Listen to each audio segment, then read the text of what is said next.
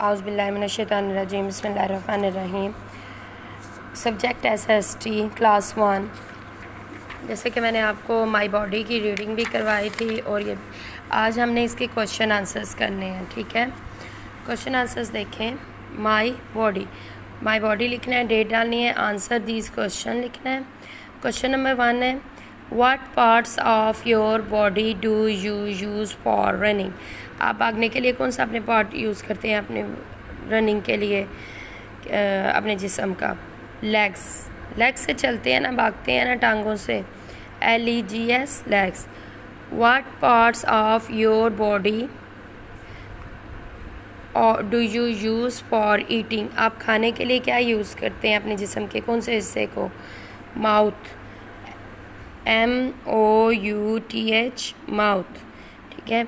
What's parts of body do you use for writing. अपनी writing के लिए, आप लिखने के लिए क्या यूज़ करते हैं अपने हिस्से का?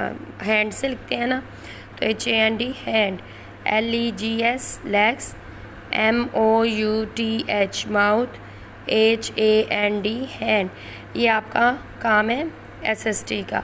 इसके अलावा पीछे एक बार मैं बता रही हूँ आपको, फैमिली वाले मैंने क्वेश्चन आंसर्स करवाए हुए हैं। ठीक है, ये देख लें एक बार।